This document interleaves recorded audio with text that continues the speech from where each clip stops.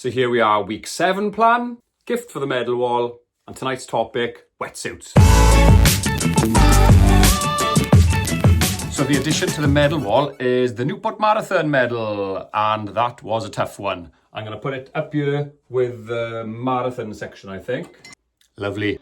Yep, that was a tough one, and my legs are really feeling it today, but I'll get to that in a bit. So here's the plan, but I'll do something slightly different this week. So this is what I did, and this is what I should have done. The marathon turned up. I had a freebie off a friend, so I thought, right, I'm just going to do the marathon. Now, at this point in the plan, I've only been doing like a long 1 hour run. So my legs weren't there. I smashed the first half. The second half, I literally had to grit it out. I've never been in that much pain, but I wanted a PB. I had a 350. It's not brilliant. I was planning to go for 330. I could see the flag disappearing. My legs could not feel them. They did hurt a lot, and I could not push further. Doing the marathon, I needed to relax, taper a bit in a way, and just follow this up here. So what I did on Tuesday, I did a normal swim session with a coach. I ran for 20 minutes though, instead of the full hour. On Wednesday, I did a bike, 45 and 15 off the bike, do the transition.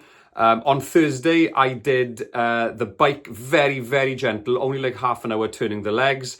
And then on a Friday, for some reason, I had an injury. I don't know where it came from. I hadn't pushed that week, but like the Achilles tendon on the right foot.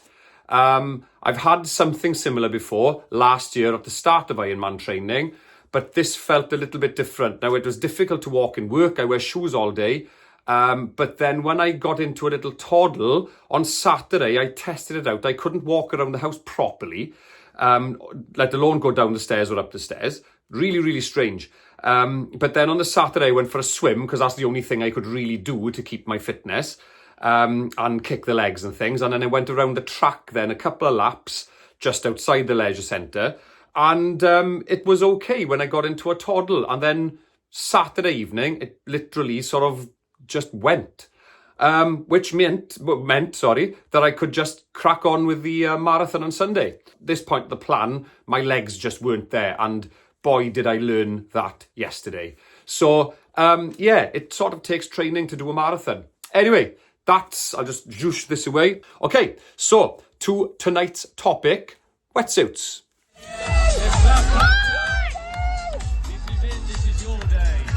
Now, I thought it quite adequate and a perfect time to start talking about wetsuits. Also, it's becoming the spring with us in the UK, so a lot of people will now venture into open water. Back in the day, I used to surf. Not very well at all. It was just something to do on like Saturday or Sunday. A wetsuit for surfing is completely different for a wetsuit for triathlon. Breaking it down, with buoyancy, it helps you float better in the water. It increases your stroke efficiency, and it reduces your energy expenditure. Hydrodynamics. So the suit's design and thinner neoprene in key areas, along with water repellent coating, that minimises drag, and it just helps you go through the water faster. Flexibility. This is the main difference between a surf suit and a triathlon suit. It should allow you to have a full range of motion through your shoulders for a powerful and efficient swim stroke. Ease of removal. You'll find that the zip in the back is much easier to pull down as you're running out of the water into transition. The cuffs are also flexible, and you can really easily just slide and glide it off. While warmth is really important in colder water, neoprene thickness is really important, because the thicker it is, the more resistance you'll have. And that's why triathlon wetsuits tend to have thinner neoprene in key areas like around the shoulders and the arms. A properly fitted wetsuit is crucial for performance and comfort. It should be snug, not tight, and allow for a big range of movement without binding. When you do things like long course on Ironman, you're talking 2.5 mile swims. Now, to get over a lot of that, what I also do is I put Vaseline down the sides by here, around here as well. And lastly, before I show you what I've got, water temperature. It varies in different countries and different times of the year, so you can get completely different designs. You can get sleeveless, ones without full legs. You can get sort of the BB type ones. And some events don't even allow wetsuits because the water temperature is too warm. When you start off, a lot of kit is needed in a short space of time, and obviously this is what GedAhed is for, is try to save money. This was one of my first wetsuits. It's a DHB. This is now my training one, but I've raced a lot in this. It's around 70, 80 pound. It's fine to start racing and to get you going. And yeah, I found it absolutely brilliant. I owe a lot to this suit because it got me going.